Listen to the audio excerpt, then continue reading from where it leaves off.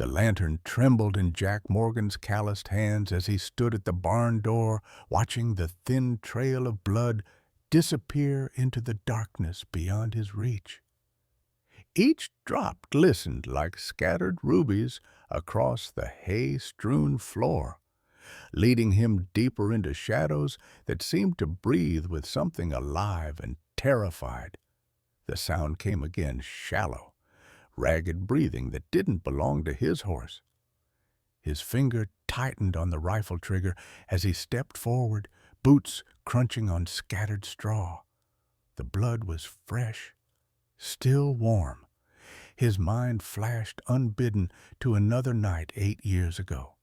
Another pool of blood spreading beneath Maria's still body, her hand growing cold in his. He pulled back the hay pile with his free hand. Two eyes stared up at him, wide, dark, and filled with the kind of fear that came from watching death claim everyone you loved. Leave a like and share your thoughts in the comments along with the city you're watching. From now, let's continue with the story. Jack Morgan had lived 48 years on this earth, and the last 8 had been nothing but penance. His ranch sat like a forgotten grave marker in the Arizona Territory, 40 acres of stubborn land that fought him for every blade of grass. The cabin was small, one room, a wood stove, a bed that sagged in the middle where Maria used to sleep. He didn't bother fixing it. Some broken things were meant to stay that way.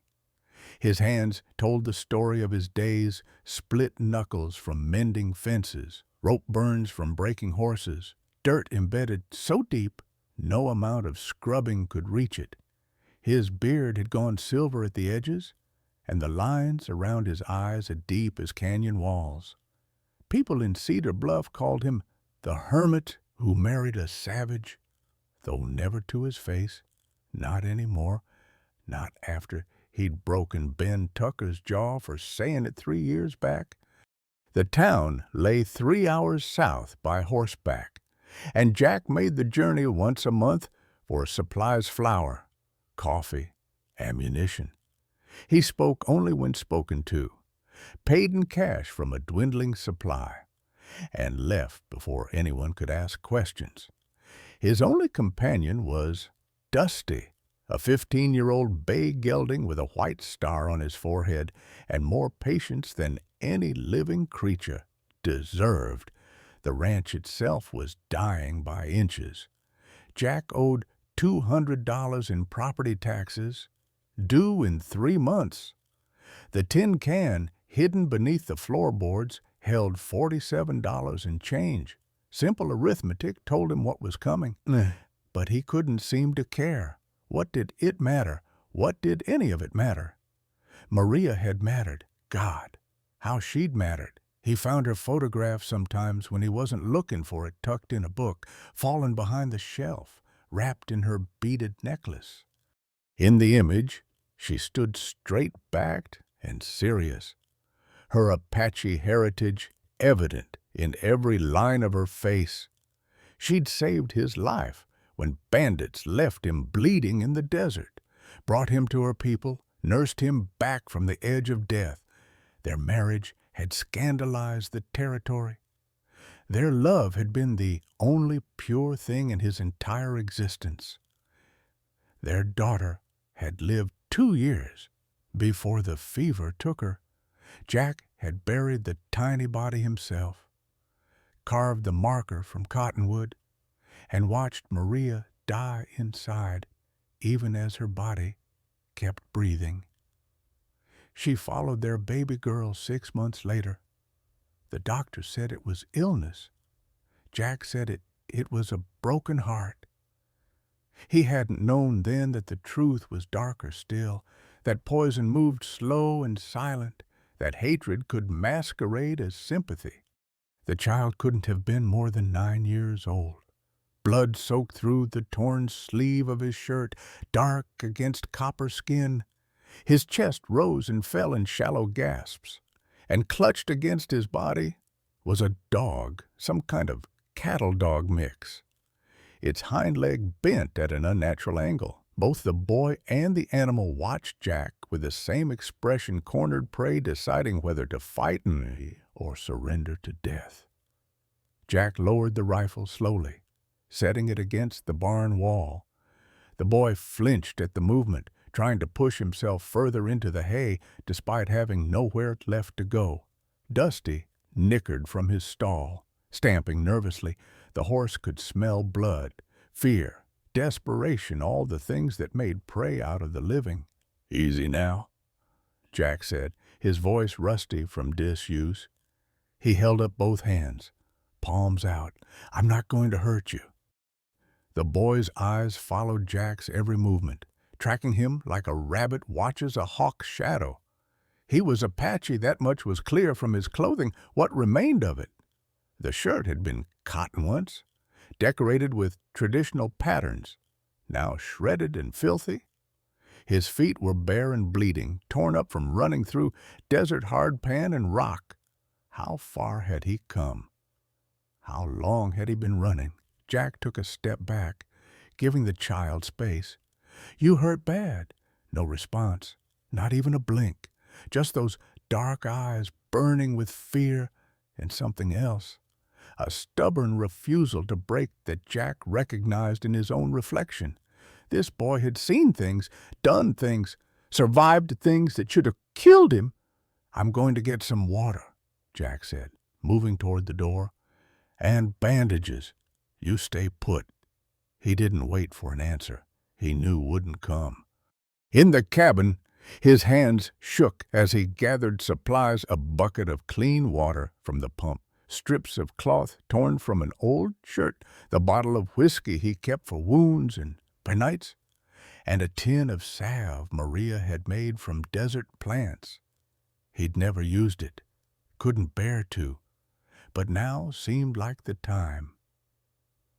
When he returned to the barn, the boy hadn't moved. The dog whimpered, a soft sound of pure suffering. Jack knelt slowly several feet away and set down his supplies. "I'm going to help your dog first. That okay?" The boy's grip on the animal tightened. Jack waited, patient as stone.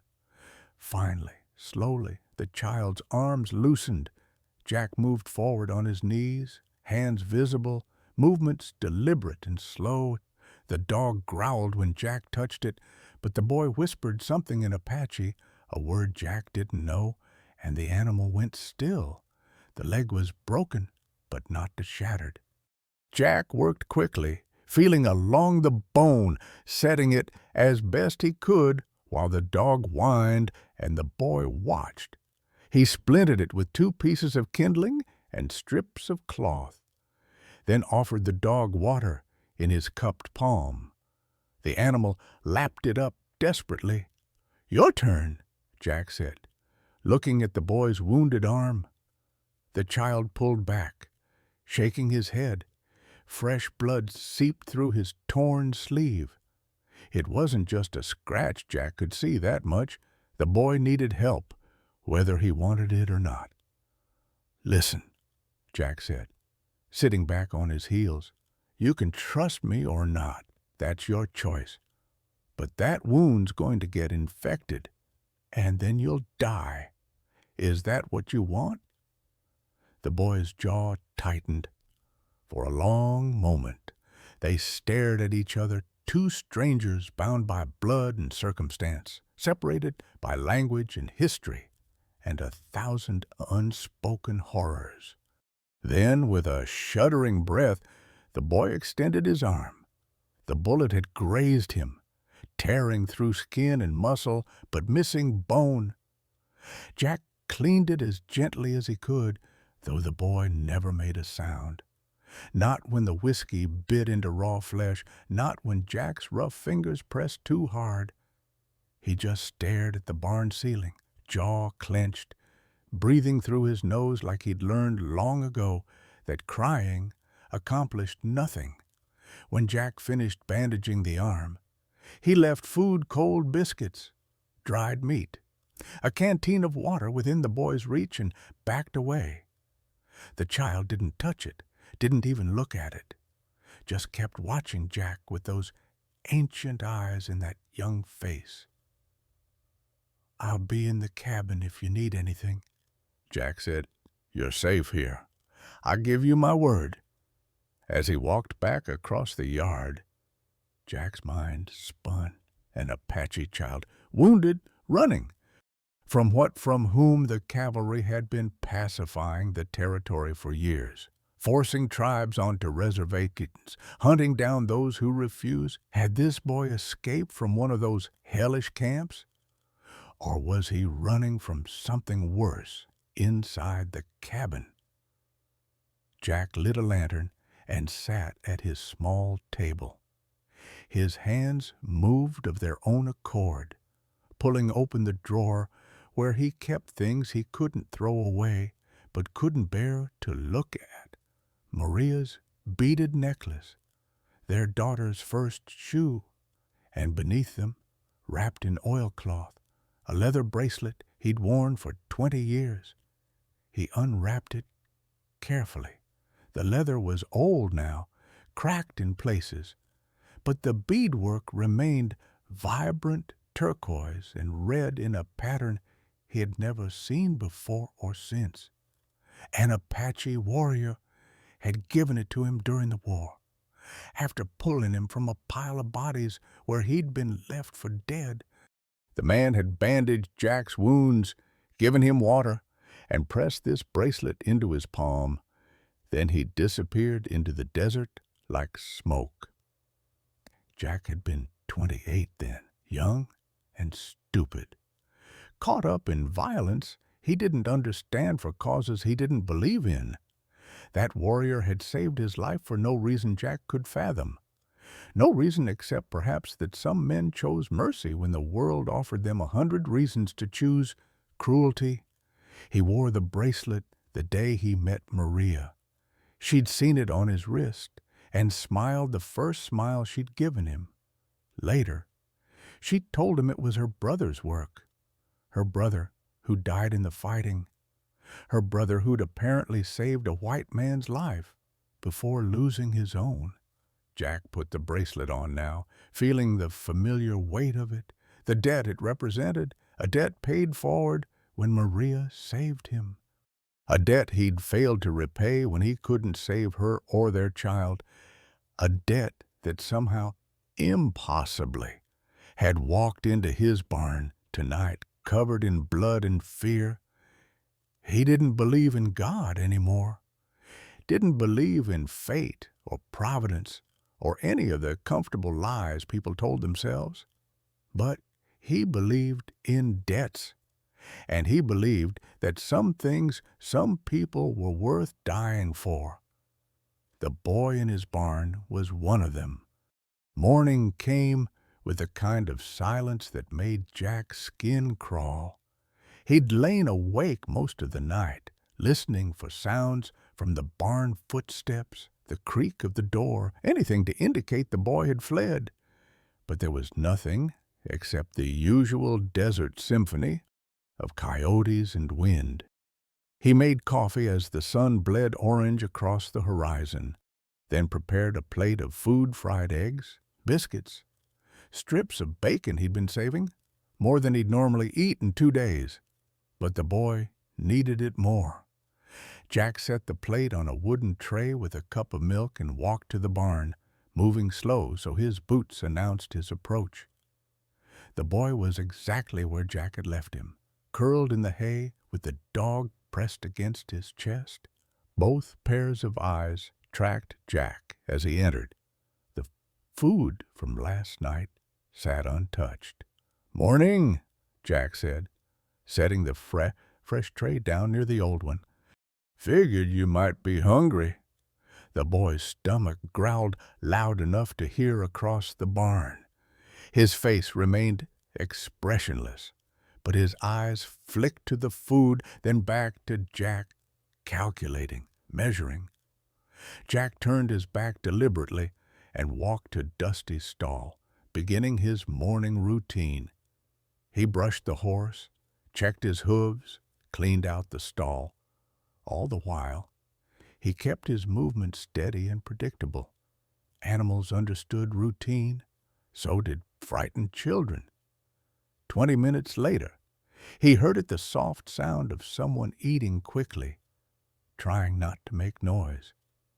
Jack smiled to himself, but didn't turn around. Small victories.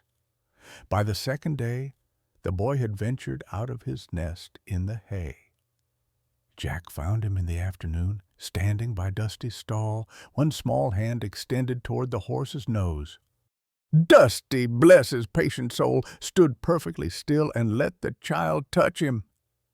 "His name's Dusty," Jack said from the doorway. The boy jerked back, startled. "He's old and he's slow, but he's got more sense than most people I've known." The boy said nothing, but his hand crept back toward the horse. Jack picked up a brush and held it out. After a long hesitation, the boy took it. Jack demonstrated on Dusty's shoulder long, gentle strokes. The boy watched, then tried it himself. His movements were uncertain at first, then grew more confident. Dusty nickered with pleasure. They worked in silence, brushing the horse until his coat gleamed. The dog which Jack had learned was named Tala. After the boy whispered to it one night, limped over and sat watching, tail thumping occasionally against the ground. "Water?" Jack said, pointing to the bucket. "Horse, barn, safe." He pointed to each thing as he named it. The boy's eyes got narrowed, but he repeated softly, "Safe." On the third day, Jack was mending a section of fence when he heard a voice behind him. "Naiche." He turned. The boy stood 10 feet away, hand pressed to his own chest. "Naiche," he repeated. Jack nodded slowly. "Naiche." Then he pointed to himself. "Jack, Jack," the boy said, testing the word, then, in halting English, mixed with Apache, he began to speak. His family had been running. Soldiers came at night, shooting, fire. His mother pushed him through a hole in the tent, told him to run and not look back. He ran. For days, he ran. He heard the shooting stop, heard screaming, then silence. Jack's chest tightened as he listened. He knew what that silence meant, had heard it himself on too many battlefields. It was the silence that came after all the dying was done. "How old are you?" Jack asked. Naiche held up 9 fingers. 9 years old and already intimately acquainted with death. 9 years old and carrying the weight of survival on shoulders that should have been carrying nothing heavier than a fishing pole or a school book. Jack thought of his own daughter, who'd never made it to 2, and felt the old familiar grief rise up like bile. "You're safe here," Jack said again. "I promise." On the 4th day, Jack showed Naiche how to feed the chickens, how to gather eggs without spooking the hens. The boy learned quickly, his movements careful and precise. They worked together in the vegetable garden, pulling weeds, checking for pests, normal things, safe things, things that had nothing to do with soldiers or bullets or blood in the dirt. That afternoon, Jack pulled out the leather bracelet. He held it up so Naiche could see the beadwork clearly. "Do you know this pattern?" Naiche's eyes went wide. He reached out, then pulled back, afraid to touch. "My father," he whispered, "my father made these for warriors who saved Apache lives." Jack's heart stuttered. "Your father's name, Daklugie." The world tilted. Jack sat down hard on an overturned bucket. Daklugie. He'd never known the warrior's name, had never thought to ask. But now this boy, this child he'd found bleeding in his barn, was telling him that the man who'd saved his life 20 years ago was Naiche's father. Is he? Jack couldn't finish the question. Night's face crumpled. Dead! Soldiers killed him, killed mother, killed sisters. I'm sorry, Jack said, knowing the words were hollow and inadequate. I'm so sorry, son. The word hung between them. Son. Jack hadn't meant to say it, but there it was, raw and true. This boy was his blood debt made flesh. Saving Nietzsche wasn't just the right thing to do. It was the only thing to do. His life for Daclugiers, the circle completing itself across 2 decades and a river of blood. On the 5th morning, Jack woke to the sound of a horse approaching fast. He looked out the window and cursed. Deputy Tom Miller, a decent man trapped in an indecent job, was riding up the path? Jack moved quickly. He found Nietzsche in the barn and gripped his shoulders. Listen to me. There's a root cellar under the floor here. He pulled up the hidden door, revealing a dark space below. Get in, take Tala, don't make a sound. No matter what you hear, stay hidden until I come for you. Understand, Nietzsche's eyes filled with terror, but he nodded. He climbed down with Tala in his arms, and Jack closed the door, scattering hay over it. His hands shook as he walked out to meet the deputy. Morning, Tom, Jack said, keeping his voice level. Jack? Tom dismounted, looking uncomfortable. Need to ask you something. Ask away. There's talk in town. Some folks saying you might have seen an Apache boy. Army's looking for him. Says his family attacked a cavalry unit, killed 2 soldiers. Jack's face remained impassive. Haven't seen anyone. Tom's gaze drifted to the barn. You mind if I take a look around? I mind, Jack said quietly. You got a warrant. Come on, Jack. Don't make this difficult. You need a warrant to search a man's property. Tom, that's the law.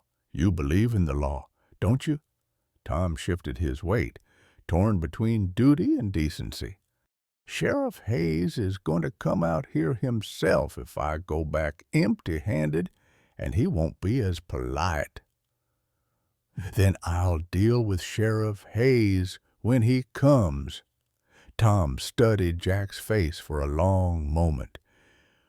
Whatever you're doing, Jack, be careful.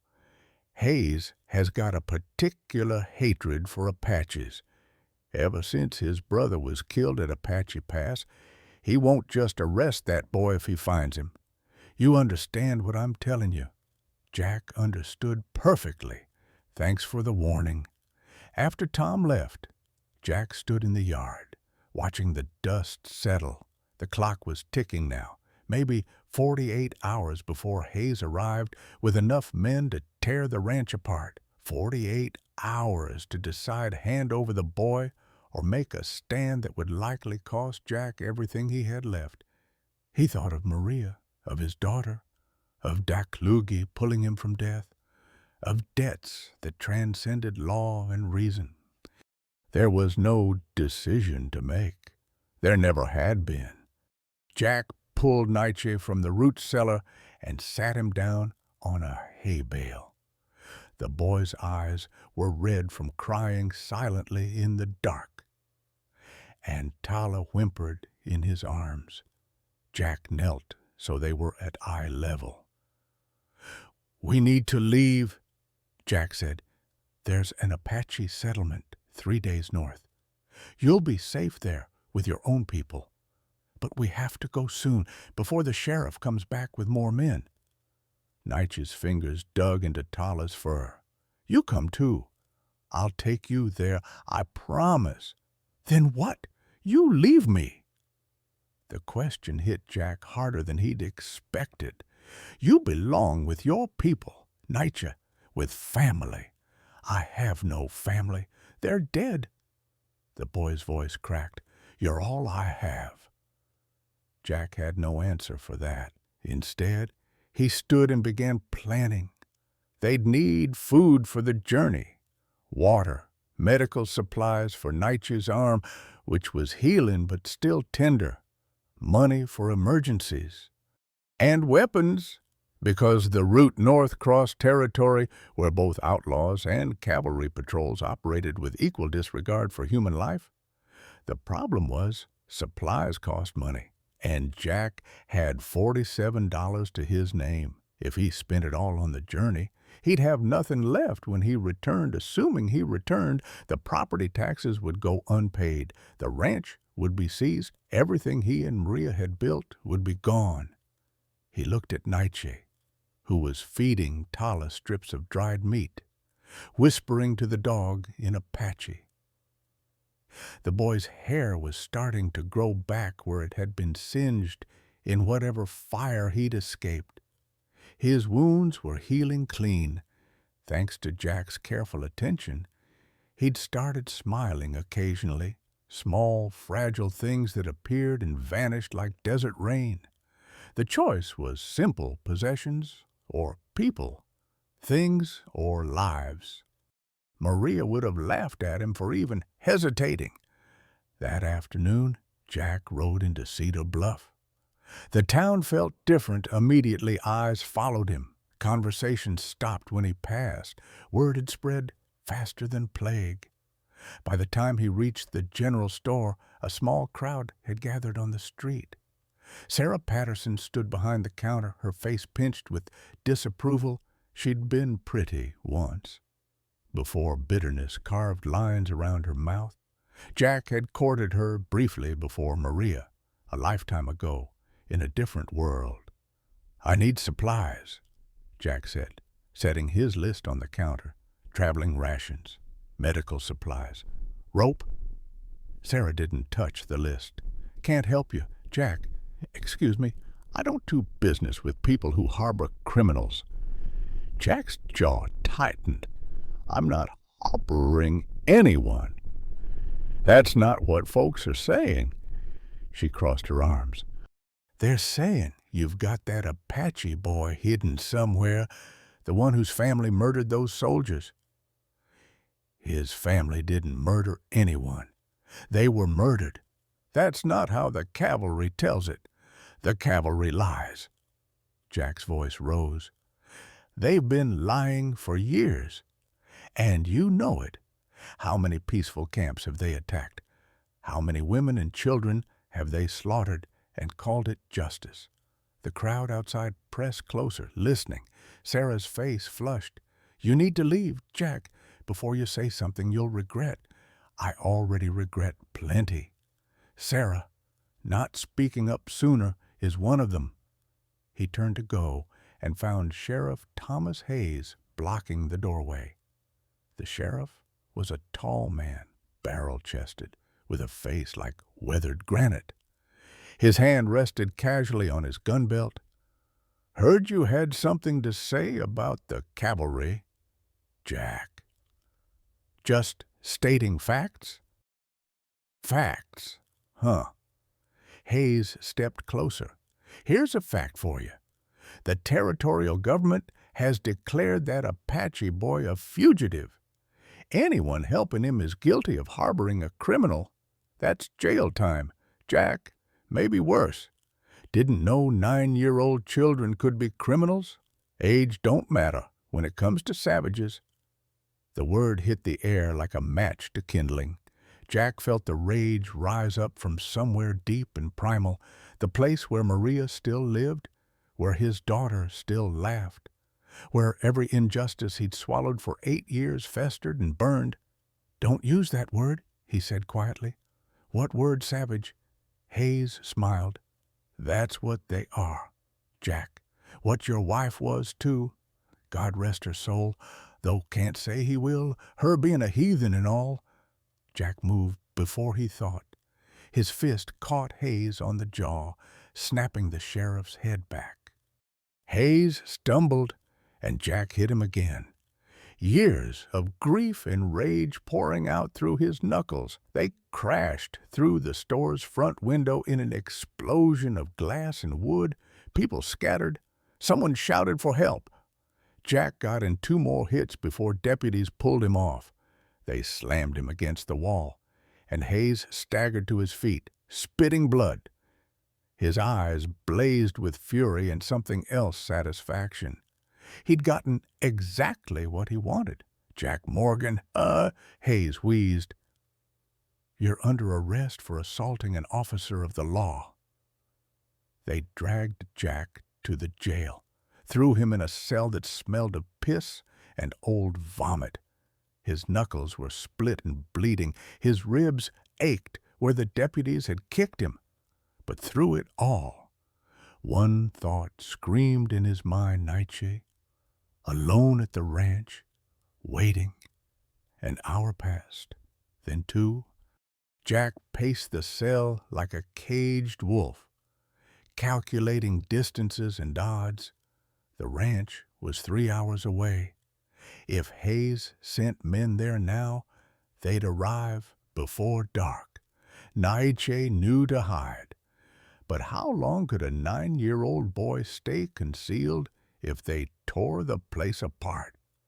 The door to the jail opened. Jack expected Hayes, but instead Doc Mitchell walked in, carrying his medical bag. The old doctor looked tired, his white hair disheveled, his face lined with worry. "Let me see those hands," Doc said without preamble. Jack extended his bloodied knuckles through the bar. Doc cleaned and bandaged them in silence, his movements practiced and efficient. When he finished, he glanced toward the front office where the deputy sat reading a newspaper, then leaned close. "Eleanor Hayes came to see me this morning," he whispered. "The sheriff's wife. She said something you need to know." Jack's heart hammered. What? Hayes isn't planning to arrest the boy. His son Robert was part of that cavalry unit. Robert came home drunk last week and confessed to his mother. Said they weren't attacked, they were hunting, chasing Apache families for sport. Robert shot first, killed the boy's parents while they were running away. The cell spun. Jack gripped the bars to steady himself. Jesus Christ. Hayes knows if the boy testifies, Robert will hang for murder. So Hayes is making sure there won't be any testimony. Doc's eyes were grave. He's going to kill that child, Jack, make it look like self-defense or an accident. Eleanor couldn't live with the secret anymore. She wanted someone to know the truth, Gil. "Get me out of here," Jack said. "Please." "Doc, I can't. They're watching too close." Doc pressed something into Jack's palm through the bars. "But I can do this." It was a key. Small, brass, familiar. Jack stared at it. "Back door." Doc whispered, "Deputy takes his dinner break in 20 minutes. Goes to the saloon for an hour. You'll have time, but not much. Whatever you're planning, make it count. Why are you helping me?" Doc's eyes were sad. "Because Maria once saved my granddaughter from drowning in the creek, pulled her out, breathed life back into her lungs. I never got to thank her properly before she passed. Figure this is my chance." He left before Jack could respond. Jack clutched the key, his mind racing. 20 minutes, then an hour. Head start, maybe less, if the deputy came back early or if someone noticed the empty cell. Not enough time to reach the ranch, get Nietzsche, and disappear, but enough time to do something. Make a stand. Force the truth into the light. The minutes crawled by. Jack listened to the deputy's chair creak, listened to pages turning, listened to his own heartbeat thundering in his ears. Finally, the deputy stood, stretched, and called out, "Headed to supper. You need anything, Morgan?" "Just my freedom." The deputy laughed. "Ain't that what we all need?" The door closed behind him. Jack moved immediately. The key fit the cell lock perfectly. The door swung open with a soft creak that sounded like a cannon blast in the quiet jail. He crossed to the weapons cabinet, found his rifle and pistol, checked that both were loaded. Then he was out the back door and into the alley behind the jail. The sun was setting, painting Cedar Bluff in shades of blood and gold. Jack ran to the livery stable, saddled Dusty, and rode out of town at a gallop. People shouted behind him, but he didn't look back. Every second mattered now. Every heartbeat brought him closer to either salvation or catastrophe. He rode Dusty harder than he'd ever ridden any horse, pushing the old gelding to speeds that should have killed them both. The desert blurred past. The sun dropped below the horizon. Stars emerged like witnesses to his desperation. When he crested the final hill and saw his ranch, his heart stopped. Horses, at least a dozen horses tied outside his barn, lanterns moving in the darkness, men's voices carrying on the night wind. They were already searching. Jack had dismounted and moved on foot, using the rocks and scrub brush for cover. He could see Hayes directing his men, could hear them tearing his home apart, the sound of breaking furniture, glass shattering, his life being destroyed one piece at a time. He worked his way to the barn, pressed against the wall in shadow. Inside, he could hear boots on the wooden floor, hay being thrown aside. A voice called out, "Nothing here. Sheriff, keep looking," Hayes shouted back. "Check the horse stalls, check the rafters, check everywhere." Jack's hand tightened on his rifle. They hadn't found the root cellar yet. The entrance was well hidden, and Nietzsche knew to stay silent. But how long before someone noticed the hollow sound under the hay? How long before a lantern illuminated the edge of the trapdoor? He couldn't let them find the boy, couldn't let them murder Nietzsche the way they'd murdered his family, the way they'd murder anyone who didn't fit their vision of civilization. Jack had stood by silent once before, had let injustice happen because fighting seemed too hard, too costly. Not anymore. He stepped out of the shadows and into the lantern light. 12 men turned to look at him. He raised his rifle, pointed it at Hayes, and said loud enough for everyone to hear, "Get off my property." Hayes smiled, but there was no humor in it. "Can't do that, Jack. We have reason to believe you're harboring a fugitive." "Then show me a warrant." "Don't need one. This is a matter of territorial security." "This is murder," Jack said, "and every man here knows it." The deputies shifted uncomfortably. They were mostly decent men, farmers and ranchers, who took deputy wages to supplement their income. They knew Jack. Some had bought horses from him. Some had sat at his table when Maria was alive. They weren't killers, not really. Just men who'd let fear and prejudice convince them that following orders absolved them of responsibility. "You're talking crazy, Jack," Hayes said. "Nobody's murdering anyone. We're just looking for a dangerous criminal. He's 9 years old. Old enough to kill. His family was murdered by your son." Jack's voice rang out in the darkness. "Robert Hayes and his friends were drunk. They hunted innocent people for sport, shot them down while they were running away. That boy in my barn is the only witness to your son's crime, and you're here to silence him." The silence that followed was absolute. Every man there heard the accusation. Every man there had to choose whether to believe it. Hayes' face went purple with rage. "That's a lie," he sputtered. "My son is a decorated soldier, and you're a what?" Jack cut him off. A man who married an Apache woman, a man who saw through your lies. He looked at the other men. How many of you have families, children? Would you let them be hunted like animals? Would you stand by while someone murdered them and called it justice? One deputy lowered his rifle, then another. Hayes saw the tide turning and made his choice. He drew his pistol and fired. The bullet hit Jack high in the shoulder, spinning him back. He stumbled, but didn't fall, didn't drop his rifle.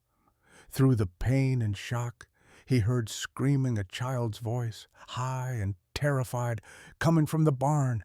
"No, hurt my father." Naiche burst from the hay, Jack's spare pistol clutched in both small hands. Before anyone could react, the boy fired. The shot went wild, but the sound froze everyone in place.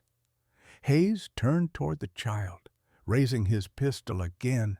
Jack knew he couldn't reach them in time, couldn't stop what was about to happen. Then another shot cracked through the night. Hayes stumbled, clutching his leg. He fell, screaming. Eleanor Hayes stood at the edge of the lantern light, her husband's hunting rifle still smoking in her hands. "I won't let you do this, Thomas," she said, her voice breaking. "I won't let you make our son a murderer and yourself one too." The world went very still. Eleanor Hayes stepped into the circle of lantern light, the rifle steady in her hands despite the tears streaming down her face. Her husband lay on the ground, blood seeping through his fingers where he clutched his thigh. The deputies stood frozen, unsure whether to draw on the sheriff's wife or wait to see what happened next. Jack pressed his hand to his shoulder wound, feeling hot blood pulse between his fingers. Naiche ran to him, the pistol dropped and forgotten in the dirt. The boy crashed into Jack's legs, nearly knocking him over, small arms wrapping tight around his waist. "Father," Naiche sobbed. "Father, don't die." The word echoed across the ranch yard. Father, not Jack, not the white man. Father, every deputy heard it. Every man there understood what it meant. This child had claimed Jack as family, and Jack had accepted him. Blood debt, chosen family, love that transcended the boundaries people drew between races and tribes and nations. Doc Mitchell pushed through the crowd, his medical bag in hand. He must have followed the posse, knowing violence would come. He moved first to Jack, examining the shoulder wound with practiced efficiency. "Bullet went clean through," he said. "You'll live, but you need stitches." Then he turned to Hayes, still groaning on the ground. "And you'll live too, Thomas, though I'm tempted to let you bleed out for what you were planning." "What I was planning," Hayes spat blood. "I was enforcing the law. You were covering up murder." Eleanor's voice was steady now, though tears still fell. She looked at the gathered men. "Our son Robert came home drunk 6 days ago. He confessed everything to me. The cavalry unit wasn't attacked, they were the attackers. They'd been drinking all afternoon, making bets about who could shoot the most Apaches. They found a family traveling north, trying to reach the reservation peacefully. Robert and his friends chased them for miles, shooting like it was sport. One of the younger deputies, barely 20, looked sick. Mrs. Hayes, that can't be true. Robert's a good man. He wouldn't. I have his jacket." Eleanor interrupted. "Blood-stained, hidden in our cellar, and I have his confession written in my diary the night he told me. Every word." She looked at her husband. "Thomas found out I knew. He begged me to stay silent, to protect our son. When I refused, he locked me in our bedroom. I had to climb out the window to get here." Hayes tried to sit up, failed, slumped back. "You're destroying our family. You destroyed it the moment you chose to cover up murder." Eleanor's voice broke. "That boy's parents are dead. His sisters are dead. Robert killed them.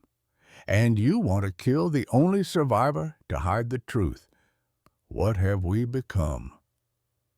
The deputies began lowering their weapons, one by one. Some looked ashamed, others angry. But none of them looked willing to kill a child anymore. The spell Hayes had cast, the certainty that they were on the right side, that following orders was the same as doing right, had shattered. Jack's legs gave out. He sat down hard in the dirt, Naichi still clinging to him.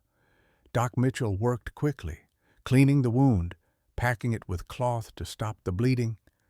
Eleanor handed the rifle to one of the deputies and knelt beside her husband. "I'm taking you to Doc's office," she said quietly. "You'll heal, and then you'll resign as sheriff, and Robert will turn himself in. That's the only way this ends without more blood." Hayes looked up at his wife with an expression somewhere between rage and despair. "They'll hang him. Maybe. Or maybe they'll show mercy because he's young and was following bad leadership. But either way, the truth comes out. That's not negotiable anymore." A new voice cut through the darkness. "Well now, this is quite a scene." Everyone turned. A man stood at the edge of the lantern light, tall and lean, wearing a cavalry uniform with captain's bars on his shoulders. Behind him stood a dozen mounted soldiers, rifles visible. Jack's heart sank. Of all the times for the cavalry to arrive, the captain walked forward, his boots crunching on gravel. His face was weathered and hard, the kind of face that had seen too much violence to be shocked by anything anymore. He stopped in front of Eleanor Hayes. "Ma'am, I'm Captain William Lawson. Got a report there was a fugitive Apache child being harbored here." His eyes moved to Naichi, still pressed against Jack. "That the boy—" Jack tried to stand. Doc Mitchell pushed him back down. "Stay still or you'll open that wound again." "Captain," Jack said, his voice rough with pain, "you need to hear what's happened. That boy's family was murdered by cavalry soldiers. He's not a criminal. He's a witness." Lawson's expression didn't change. "That's a serious accusation." "It's the truth." Eleanor stood, pulling papers from her coat pocket. "I'm Eleanor Hayes. My husband is the sheriff, and my son is Private Robert Hayes, stationed at Fort Lowell 6 days ago. Robert confessed to me that he and other soldiers attacked a peaceful Apache family traveling to the reservation. They killed the parents and 2 daughters. This boy is the only survivor." She held out the papers, her diary. Jack assumed, with Robert's confession recorded, Lawson took them, read in silence while everyone waited. The only sounds were Hayes' labored breathing and Tala whimpering somewhere in the barn. Finally, Lawson looked up. His face was grim. "If this is accurate, Private Hayes and anyone else involved will face court-martial. Murder of non-combatants is a hanging offense, even in wartime." Hayes made a strangled sound. Eleanor closed her eyes but didn't cry anymore. She'd made her choice and would live with it. Lawson turned to Jack. "And you, mister, you're Jack Morgan." "Yes, sir." "You were harboring the boy." Jack met his eyes. "I was protecting a child. There's a difference." "The law might not see it that way." "Then the law's blind." Jack's hand rested on Naicha's head. "This boy's father saved my life 20 years ago. I married into his family. When I found this child, bleeding in my barn, hunted and terrified. I did what any decent man would do. I gave him shelter. If that's a crime, then I'm guilty." Lawson studied Jack for a long moment. Then he looked at the deputies, at Eleanor Hayes, at the blood-stained ground. When he spoke again, his voice was quieter, almost weary. "I've been in the cavalry for 18 years. I've seen things that would make you sick, things done in the name of peace and civilization that were neither peaceful nor civilized. I've followed orders I hated because I believed in the chain of command, in discipline, in duty." He paused. "But there's a higher duty than following orders. It's called being human." He handed Eleanor's diary back to her. "Mrs. Hayes, you'll need to testify at the court-martial. Your testimony and this diary will be evidence." He turned to his men. "Sergeant Keller, take 3 men and ride to Fort Lowell. Arrest Private Robert Hayes and anyone else he names as being involved in the incident. They're to be held pending military trial." "Yes, sir." The sergeant and 3 soldiers rode off immediately. Lawson looked at Jack and Nietzsche. "The boy needs to testify, too. His account of what happened will be crucial to the prosecution." Nietzsche pressed harder against Jack. Trembling, Jack tightened his arm around the child. Despite the screaming pain in his shoulder, "He's 9 years old. He watched his entire family murdered. You're asking him to relive that trauma in front of a room full of soldiers." "I'm asking him to help bring his family's killers to justice. And after," Jack's voice rose, "after he testifies and your court-martial is done, what happens to him? He gets sent to a reservation, locked up with hundreds of other displaced people, living on government rations that never come, dying of diseases in overcrowded camps." Lawson's jaw tightened. "That's not my decision to make." "Then whose decision is it?" Jack struggled to his feet, Doc Mitchell protesting beside him. Blood soaked through the bandage on his shoulder, but he ignored it. "This boy has no family left, no home, nothing. I'm offering him both. Are you going to stop me?" The captain and the cowboy stared at each other across the blood-stained yard. Around them, the deputies watched in silence. Eleanor Hayes held her bleeding husband. Doc Mitchell stood ready to catch Jack if he fell. And Nietzsche clung to the only person left in the world who'd chosen to protect him. "The law is complicated," Lawson said finally. "The territorial government has jurisdiction over Apache children, especially those without family, legally. The boy should go to a reservation or a mission school? Legally," Jack repeated bitterly. "But," Lawson continued, "there's also something called compassionate discretion. In cases where enforcing the letter of the law would result in clear harm, officers are permitted to exercise judgment." He looked at Nietzsche. "Son, do you understand English?" Nietzsche nodded, eyes wide. "Do you want to go with this man, Jack Morgan?" "Yes." Nietzsche's voice was small but certain. "He is my father now. What about your people? Don't you want to be with other Apache?" Nietzsche was quiet for a moment. Then he said something in Apache, too fast for Jack to follow. Lawson, surprisingly, nodded. Apparently he spoke the language. "What did he say?" Jack asked. Lawson's expression softened just slightly. "He said his grandfather Dak Kluge once told him that family isn't just blood. It's who stands beside you when death comes calling, who shares their food when you're starving, who risks everything to keep you safe." The captain looked at Jack. Apparently. His grandfather also told stories about a white man who wore an Apache bracelet, who married into the tribe, who understood that people are people regardless of what they look like. Jack's throat tightened. He pulled up his sleeve, revealing the leather bracelet he'd worn for 20 years. Naiche gasped softly, reached out to touch it. "Grandfather's mark," the boy whispered. "He made this for you." Lawson watched this exchange, then made a decision. "Mr. Morgan, I'm officially releasing this child into your custody. You'll need to report to the territorial office in Tucson within 60 days to formalize guardianship, but until then, he's your responsibility." Jack could barely speak. "Thank you." "Don't thank me. Just raise him very right.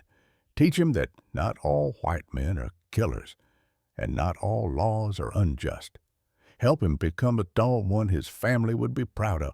I will. I swear it." Doc Mitchell cleared his throat. "Captain, if you're done here, I need to get both these men to my office before they bleed to death." "Of course." Lawson turned to his remaining soldiers. "Help load the wounded into the wagon." They worked quickly. Jack was placed in the back of Doc's wagon, Naiche refusing to leave his side. Hayes was loaded into another wagon, Eleanor climbing in beside him. The sheriff had gone quiet, his face gray with pain and defeat. Whatever happened next, his power was broken. As they prepared to leave, one of the younger deputies approached Jack.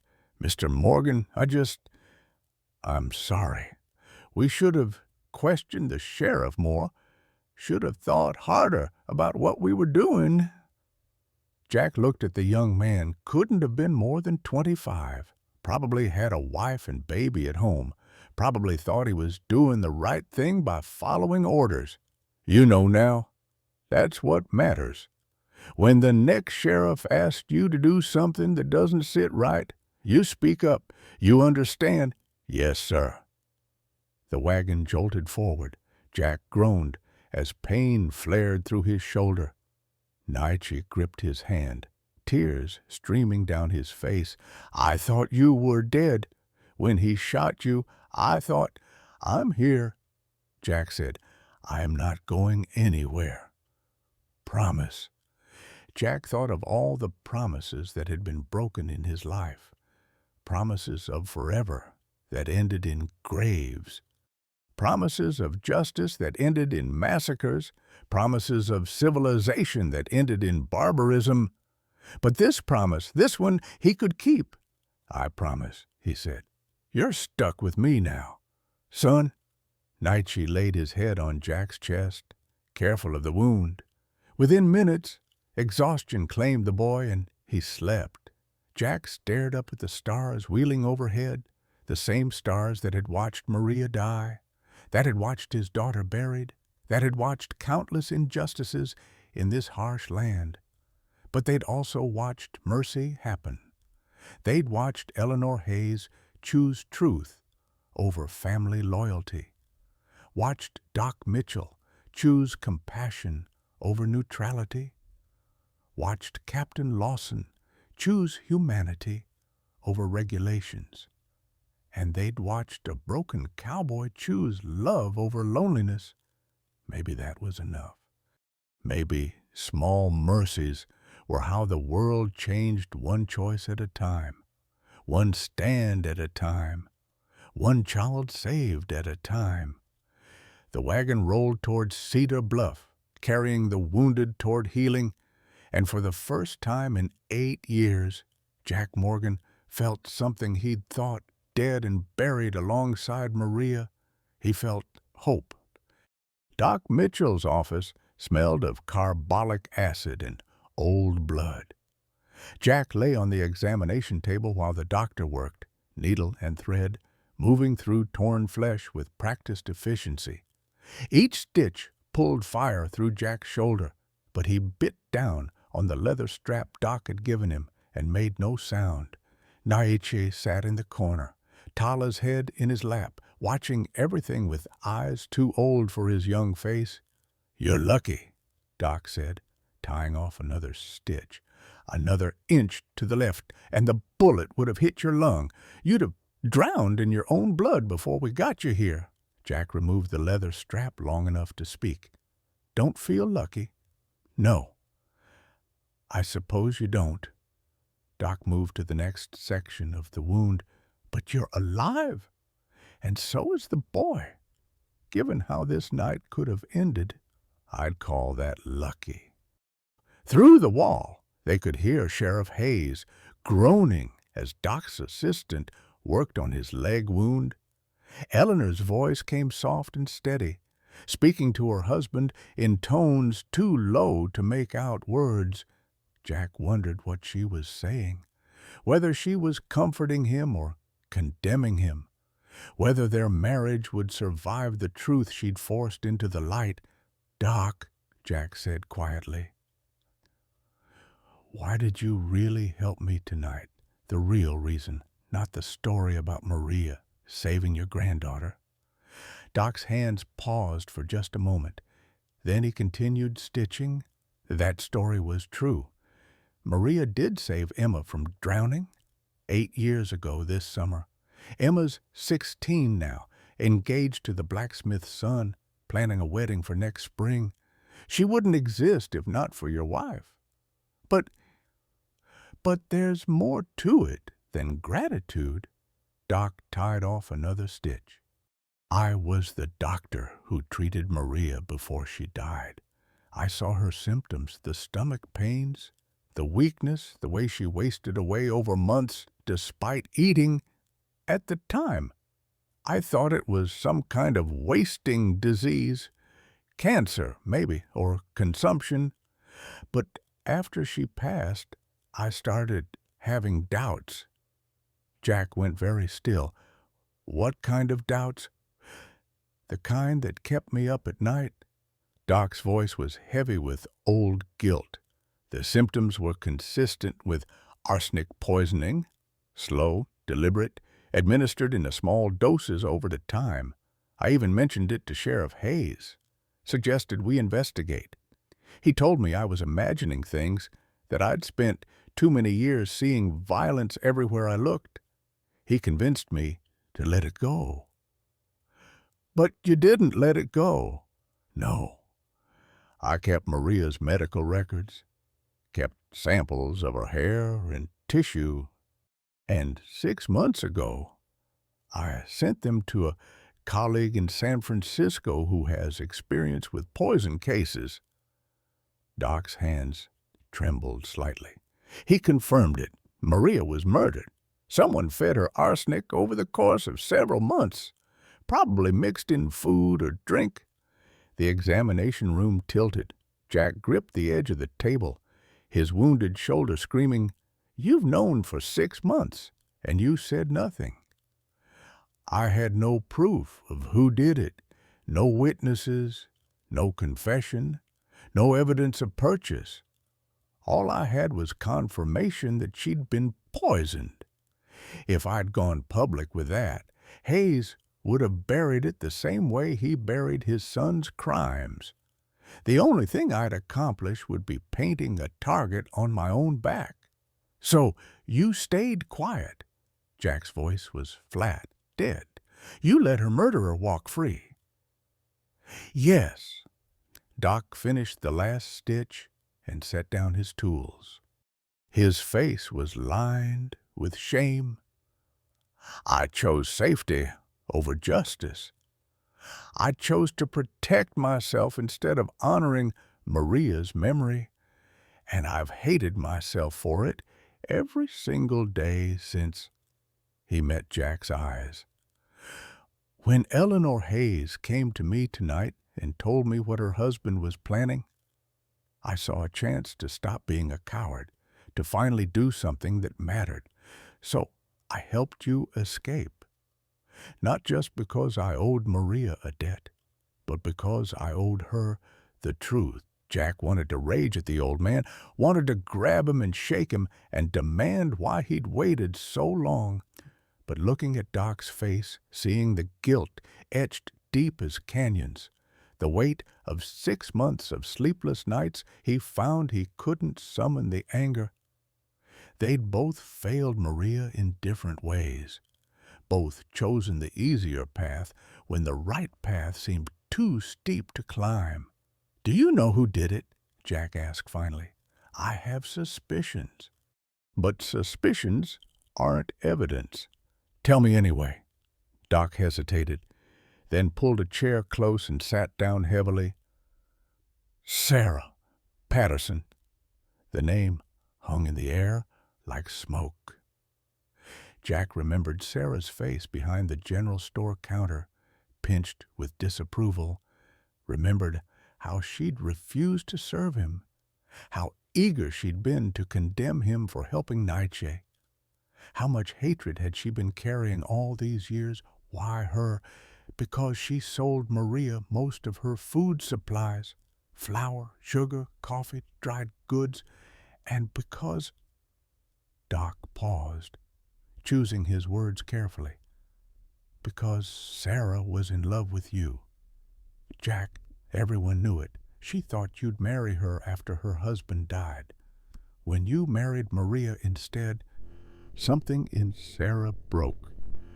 I saw it in her eyes at the wedding, pure hatred wrapped up in a smile." Jack thought back to that day. The small ceremony, just him and Maria and a handful of witnesses. Sarah had been there, had brought a gift, a set of embroidered handkerchiefs. Maria had thanked her graciously, never knowing those same hands would later measure out her death in tiny white doses. "I need proof," Jack said. "I need something concrete, or she'll never face justice." Eleanor Hayes might have it. She mentioned finding evidence when she was searching her house for her diary. Something about a receipt book showing regular purchases of rat poison, far more than any household would need. Rat poison contains arsenic. Exactly. Doc stood and began bandaging Jack's shoulder. "If we can connect those purchases to Maria's death, if we can show a pattern, it might be enough for a prosecutor to investigate." From the corner, Nietzsche spoke up for the first time since they'd entered the office. "The woman who killed your wife, she is still free." Jack looked at the boy. "For now, but not forever." "Good." Nietzsche's hand stroked Tala's fur. "My parents' killers will face soldiers' justice. Your wife's killer should face justice too." The simple logic of a child, cutting through all the complexity and doubt. Jack nodded. "You're right, and she will. I promise you that." Doc finished the bandaging and stepped back to examine his work. "You'll need to keep that shoulder immobile for at least 2 weeks. Any heavy lifting or sudden movements could tear the stitches, and I want to see you every other day to check for infection." "I'll be there." "You'll also need help at the ranch. You can't work one-handed. And the boy is too small to handle the heavy chores." Jack hadn't thought that far ahead. The ranch, the property taxes, the work that needed doing just to survive. How was he supposed to manage any of it while wounded and now responsible for a child? The weight of it pressed down like a physical thing, crushing and inescapable. "I'll manage," he said, though he had no idea how. Doc pulled an envelope from his desk drawer and handed it to Jack. "This might help." Jack opened it and found money inside, more money than he'd seen in months. At least $200 in bills and coins. "Doc, I can't—" "Yes, you can. It's payment for the north pasture." "What?" "I'm buying 20 acres of your land. Been looking for a place to retire. Somewhere quiet with good grazing for a few horse. Your north pasture fits perfect." Doc smiled. "Consider this a down payment. We'll work out the details later. But the money's yours now. should cover your property taxes with enough left over for supplies." Jack stared at the envelope, then at Doc. The old man was lying. They both knew it. This was charity dressed up as a business transaction, a way for Doc to help without making Jack feel like a beggar. But looking at Nietzsche in the corner, at the boy who depended on him now, Jack found he couldn't afford pride. "Thank you," he said quietly. "Don't thank me. Just use it to take care of that boy. Give him the life Maria would have wanted for him." The door to the examination room opened. Eleanor Hayes stood there, her dress stained with her husband's blood, her face exhausted but calm. "Jack, I need to speak with you about Maria." Jack's heart began to pound. "You know something. I know everything." Eleanor closed the door behind her, and it's time the whole ugly truth came out. Eleanor Hayes sat down slowly, her hands folded in her lap like she was preparing to testify before God himself. The weight of what she carried showed in every line of her face, every tremor in her voice. Jack leaned forward, despite the pain in his shoulder, needing to hear, dreading what he was about to learn. "After Thomas locked me in our bedroom tonight," Eleanor began, "I started going through his things, looking for anything that might help me understand how we got here, how the man I married became someone who'd murder a child to protect our son. I found his collection of evidence, things he'd confiscated over the years and never properly filed or destroyed, things he kept for leverage or blackmail or just because he could." She pulled a leather-bound journal from inside her coat. "Maria's diary. Thomas took it from your house after she died. Said it was standard procedure during an investigation. But there was never any investigation. He just took it and hid it." Jack's hands shook as he reached for the journal. Maria's handwriting, familiar as his own heartbeat, covered the pages in neat, careful script.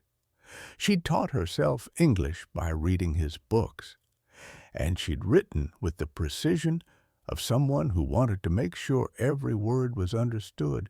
"I read it," Eleanor said softly. "I'm sorry. I know it was private, but I needed to understand as Jack. She knew she was being poisoned. She figured it out about 3 weeks before she died." The room spun. "She knew?" "Yes. She wrote about the symptoms, about how they matched what her grandmother had told her about poison deaths. She even narrowed down the source, the flour and sugar from Patterson's General Store. She'd noticed the symptoms only appeared after using supplies from there." "Then why didn't she tell me?" Jack's voice broke. "Why didn't she go to the sheriff, to Doc, to anyone?" "Because she knew no one would believe her." Eleanor's eyes filled with tears. She was Apache. Jack, an Indian woman married to a white man. Who would have taken her seriously? The sheriff. The same sheriff who regularly made jokes about savages. The townspeople who whispered behind her back every time she went to market. Doc Mitchell spoke up, his voice thick with guilt.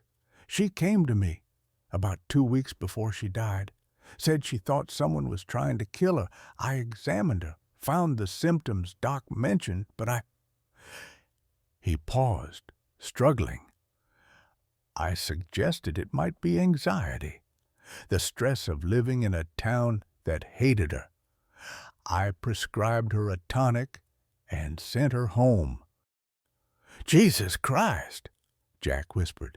"We all failed her." "She didn't blame anyone." Eleanor turned pages in the diary. Listen to what she wrote 3 days before she died. "Jack doesn't see the danger because he believes people are good. It's what I love about him, his faith in humanity. I won't destroy that faith by forcing him to see how much some people hate us. Better I die with his love intact than live and watch it turn bitter. He's suffered enough. The words hit Jack like physical blows. Maria had chosen to die rather than burden him with the truth, had chosen to protect his innocence even as poison ate away at her body. He thought of all the times in those final weeks when he'd urged her to eat more, to rest, to try the new medicine Doc had prescribed. She'd smiled and nodded and taken the poison-laced food from his hands, knowing what it would do, accepting death because she thought it would spare him pain. "There's more," Eleanor said. She turned to the final entry, dated the day before Maria died. Her voice shook as she read aloud. "I forgive Sarah Patterson. She loved Jack before I did, and love denied can turn to poison as surely as arsenic. I forgive the town for their hatred. They fear what they don't understand, and I am everything they were taught to fear. I forgive Thomas Hayes for refusing to investigate when Jack asked him to look into my illness. He's more afraid of confronting uncomfortable truths than facing easy lies. I forgive Doc Mitchell for doubting me. He's a good man trapped in a world that forces good men to make terrible compromises. Most of all, I forgive Jack for not seeing. He loved me so completely that he couldn't imagine anyone wanting to hurt me. That kind of love is rare and precious. I die knowing I was loved absolutely. How many people can say that I pray Jack finds happiness again?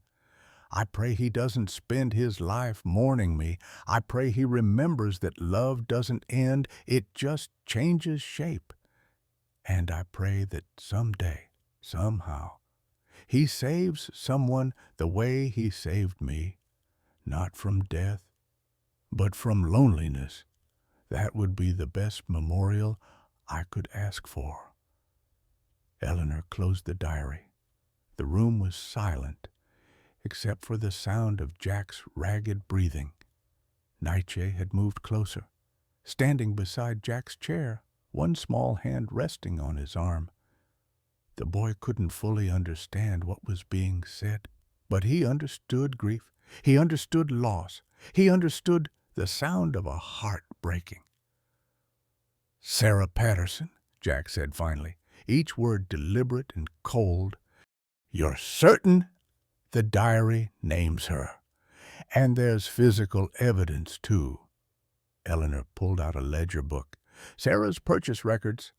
Thomas had confiscated this during an unrelated vet investigation into her husband's business practices. Look at the dates." Jack took the ledger with numb fingers. The entries were clear rat poison, purchased in quantities far exceeding what any household would need. The purchases began exactly 6 months before Maria's symptoms started and continued until 2 days after her death. The pattern was damning, undeniable. "Why did Hayes hide this?" Jack asked. "Why protect Sarah?"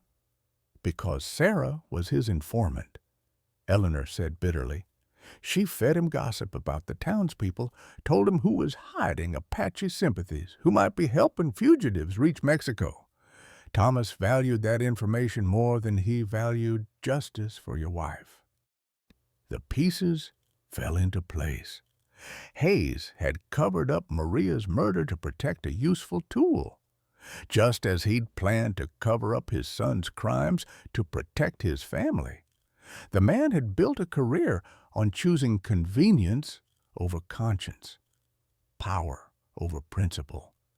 And now it had all come crashing down. "What do you plan to do with this?" Doc asked Eleanor.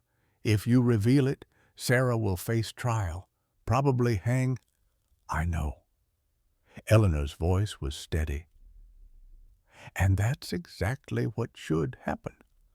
I'm done protecting people who don't deserve protection. My husband, Sarah Patterson, anyone else who thought they could get away with evil because the right people looked the other way.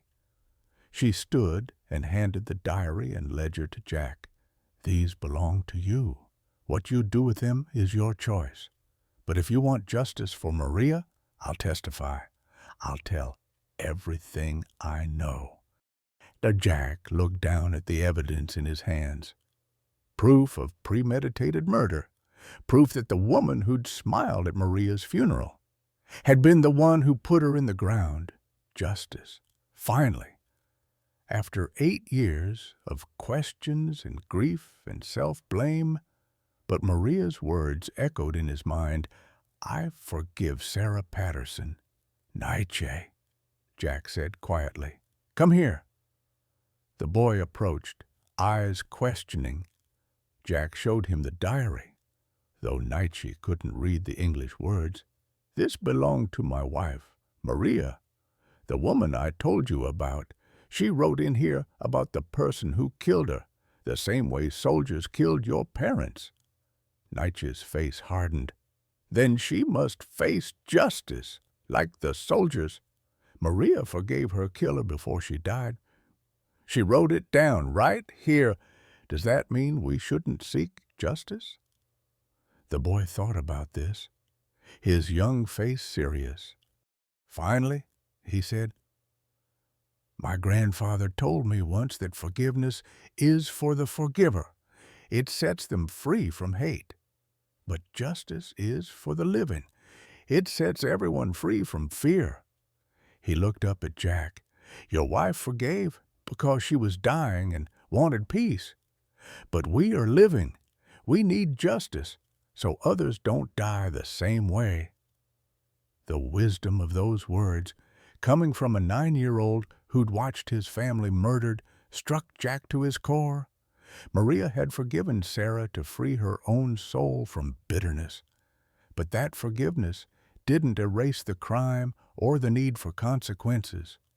Justice and forgiveness could exist together, one looking backward with mercy, the other looking forward with protection. You're right, Jack said. He turned to Eleanor. We take this to Captain Lawson. Let him handle it through proper channels. Sarah Patterson stands trial for murder. And this time, the truth doesn't get buried. Eleanor nodded. I'll arrange a meeting tomorrow. Thomas will cooperate. He doesn't have any choice now. His career is over regardless. What will happen to him? Doc asked. He'll resign. We'll likely leave Cedar Bluff, start over somewhere no one knows us. Robert will face court-martial and probably prison. Eleanor's voice cracked. We'll visit him, support him, love him, but we won't protect him from consequences anymore. That's what parents do. They love their children enough to let them face the results of their choices. She left then, walking back to the room where her wounded husband waited. The door closed softly behind her. Jack sat holding Maria's diary, feeling the weight of 8 years of unanswered questions, finally settling into understanding. Doc, he said, I need you to do something for me. Name it. When Sarah Patterson is arrested, I want to be there.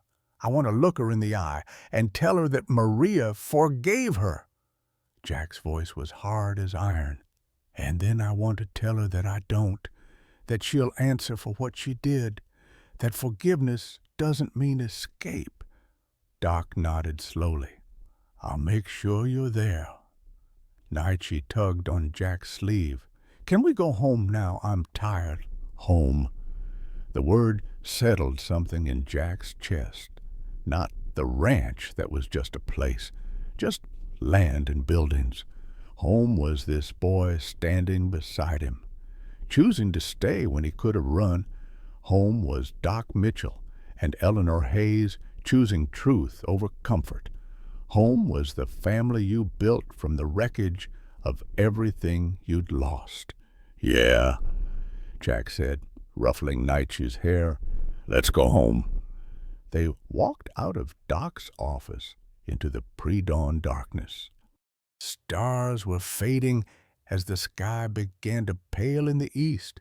Somewhere in Cedar Bluff, Sarah Patterson slept peacefully, not knowing that the truth had finally caught up to her.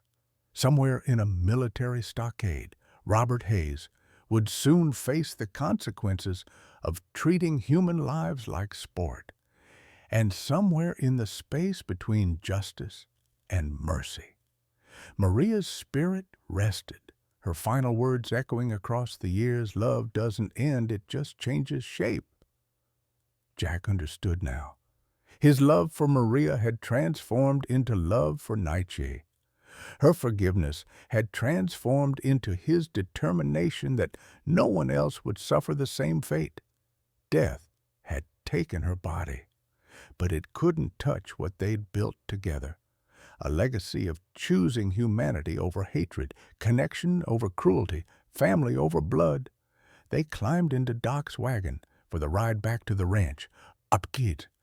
Naichi fell asleep against Jack's good shoulder, exhausted by the night's violence and revelations. Tala curled up at their feet, finally at peace.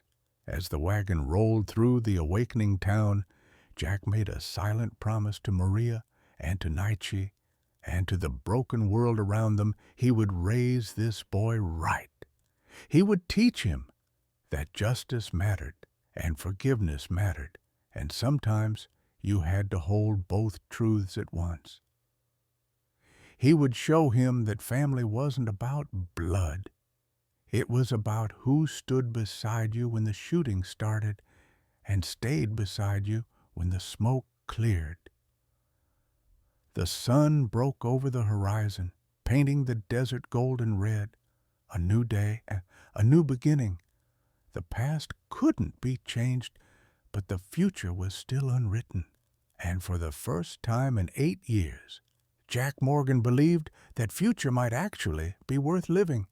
1 year later, Jack Morgan stood on his porch, watching the sunrise paint the Arizona desert in shades of copper and gold. His shoulder had healed. Though it ached when rain was coming, the ranch looked different now a new barn stood where the old one had been damaged in the confrontation. The fences were mended and straight, and a vegetable garden flourished where Maria had once planted herbs. But the biggest change wasn't visible in the land. It was visible in the laughter that came from inside the cabin, where Naichi was burning breakfast and didn't seem to care. Jack smiled and walked inside.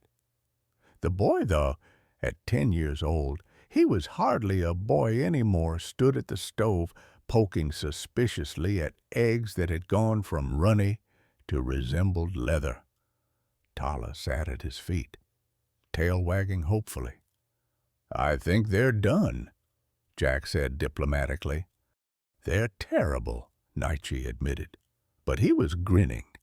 "I don't know how you make them look so easy." "Practice. Lots of practice." Jack took over at the stove, scraping the ruined eggs into Tala's bowl. The dog attacked them enthusiastically. "Why don't you set the table? Doc Mitchell's coming by after breakfast, and you know how he likes things proper." Naichi moved around the cabin with easy familiarity, setting out plates and cups, arranging everything just so. He'd grown in the past year taller, stronger, with meat on bones that had been too visible when Jack first found him. His English was nearly perfect now, though he still spoke Apache when he was tired or upset or talking to Tala. The nightmares had faded too, though they hadn't disappeared entirely. Some nights, Jack still woke to hear Naichi crying softly in his bed, reliving horrors no child should carry. On those nights, Jack would sit beside him until the fear passed, until breath came easier and sleep returned. They never talked about it in the morning. Some pain was too deep for words.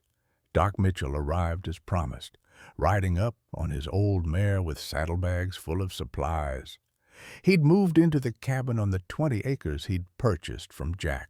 Though everyone knew the transaction had been charity dressed as business, the two men had become neighbors and friends, sharing meals and work and the comfortable silence of people who'd seen each other's worst and chosen to stay anyway. Morning, Jack. Morning, Nightshade. Doc settled at the table, accepting the coffee Jack poured. Got a letter from Captain Lawson yesterday. Thought you'd want to hear the news. Jack's hand stilled on the coffee pot. It had been 8 months since the court-martial. 8 months since he'd watched Robert Hayes sentenced to 15 years hard labor at a military prison. The young man had wept during sentencing, his mother holding his hand, his father conspicuously absent. Thomas Hayes had resigned as sheriff and disappeared from Cedar Bluff. Rumor said he'd gone east to Philadelphia or Boston. Somewhere he could start over where no one knew his name or his shame. "What's the news?" Jack asked. "Sarah Patterson's appeal was denied. Execution is set for next month." The room went quiet. Nightshade looked up from his breakfast, eyes questioning. They'd explained to him what had happened, how Maria had been murdered, how justice had finally been served. The boy had attended the trial, had watched Sarah Patterson convicted of first-degree murder based on Maria's diary, the purchase records, and Eleanor Hayes' testimony. He'd seen the woman who'd killed Jack's wife sentenced to hang, but knowing someone would die and hearing the actual date were different things. Death was no longer abstract. It had a schedule. "How do you feel about it?" Doc asked Jack quietly. Jack thought about that. A year ago, he would have wanted to watch Sarah hang, would have wanted her to suffer the way Maria had suffered. But time and Nightshade had softened something in him, not the need for justice that remained absolute, but the need for vengeance had faded, replaced by something more complex and harder to name. "I feel like Maria can rest now," he said finally, "like the last loose thread has been tied off. Sarah made her choice 8 years ago. Now, she faces the consequences." He looked at Nightshade. "Justice doesn't bring people back, but it tells the world that their lives mattered, that their deaths weren't acceptable. That's worth something." Nightshade nodded slowly. "My parents' killers are in prison. Your wife's killer will hang. The debt is paid." "Not a debt," Jack corrected gently. "A responsibility to the living and the dead both." They finished breakfast in thoughtful silence. Then Doc pulled out another letter, this one with Apache writing on the envelope. "This came for you, too. Nightshade, from your grandfather." The boy's face lit up. He took the letter carefully, reverently. Doc Kluge wrote to him once a month, long letters in Apache that kept Nightshade connected to his heritage, his language, his people, and once a year they made the journey north to visit the settlement where Doc Kluge lived. That trip was coming soon. Jack could see the anticipation building in Nightshade, the way he counted days on the calendar, the way he practiced his Apache so he wouldn't forget how to speak with his grandfather properly. It was good that the boy had both worlds, Jack's ranch and his people's settlement. He needed roots in both soils to grow strong. "Grandfather wants to know if we can visit for the harvest celebration." Nietzsche translated, reading aloud. He says the whole settlement wants to honor you for saving me. They want to make you an honorary member of the tribe. Jack felt his throat tighten. That's quite an honor. You'll go. Nietzsche's eyes were hopeful and uncertain at once. Of course I'll go. Wouldn't miss it for the world. The boy hugged him impulsively, careful of Jack's shoulder. Jack held him close, remembering the terrified child he'd found bleeding in his barn, comparing him to this strong, laughing boy who burned breakfast and wrote letters in 2 languages and was learning to become a bridge between 2 worlds after Doc left and the dishes were cleared. Jack pulled out Maria's photograph. He'd moved it from the drawer to the mantel 6 months ago, ready finally to remember her with joy instead of just grief. He showed it to Nietzsche, as he did sometimes when the moment felt right. She would have loved you, Jack said, would have taught you to make her famous fry bread, would have told you stories about your grandfather and your father, would have made sure you never forgot where you came from. She sounds like she was brave, Nietzsche said. Braver than anyone I've ever known. She chose to die rather than let hate win, rather than let bitterness poison our love. Jack set the photograph back carefully. But she also chose to leave a record of the truth, so we could find justice even after she was gone. That took a different kind of courage. Do you think she knows? Nietzsche asked. About me, about us. Jack looked at the boy, his son, in every way that mattered, and smiled. Yeah, I think she knows, and I think she's proud. They spent the rest of the day working on the ranch, falling into the easy rhythm they'd developed over the months.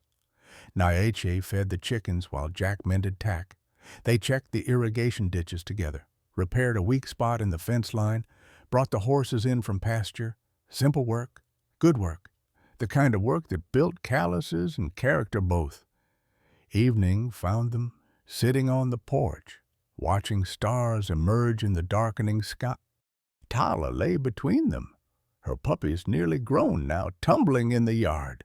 Jack had given one to Doc Mitchell, another to Eleanor Hayes before she'd left town, and kept the third for Nietzsche. The boy had named her Hope. Jack, Nietzsche said into the comfortable silence, yeah, when we visit Grandfather next month, can we stay extra time? There's a girl in the settlement I want to see again? Jack hid his smile.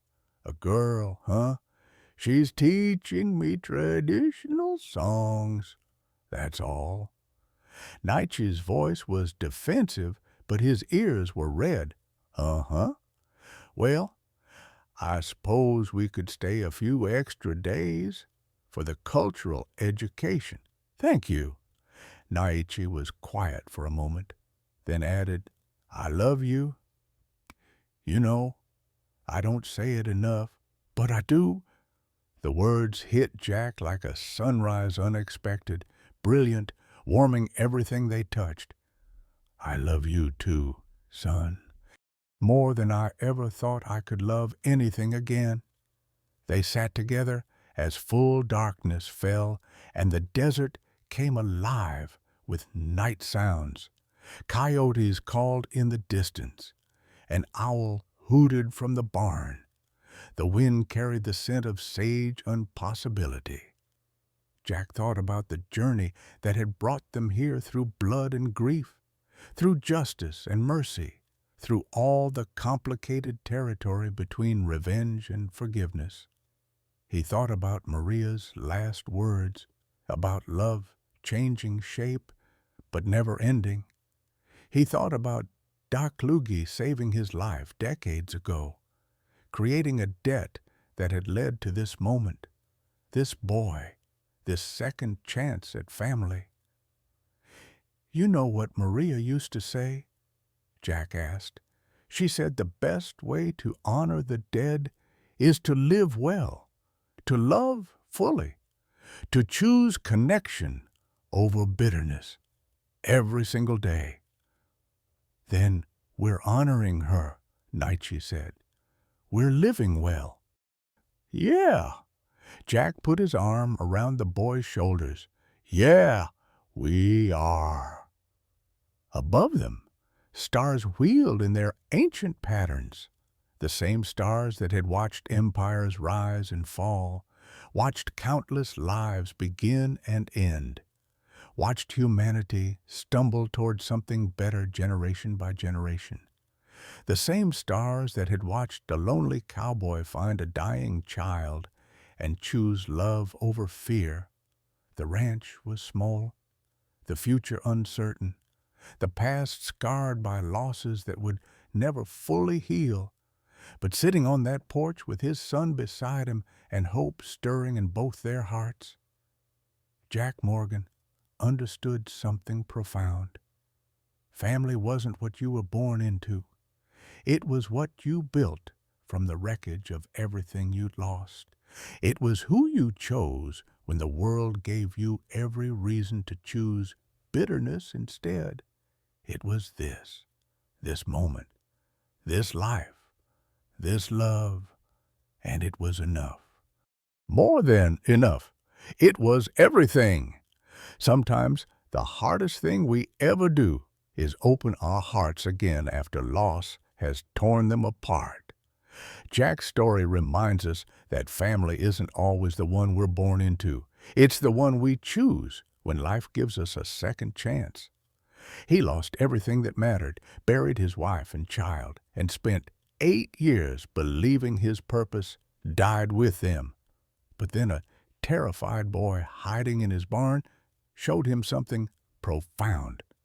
Love doesn't end when someone dies. It just changes shape.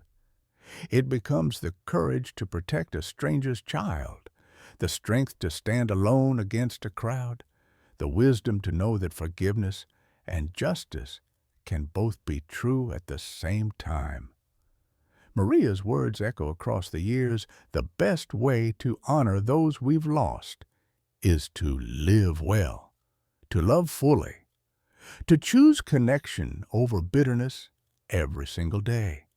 Jack thought saving Nietzsche was paying an old debt, but what he really did was save himself from dying while still breathing. He learned that it's never too late to build something beautiful from broken pieces, that second chances come when we're brave enough to take them. What losses have shaped who you are today? Have you ever found unexpected family in the most unlikely places? Share your story in the comments below. Your words might be exactly what someone else needs to hear today.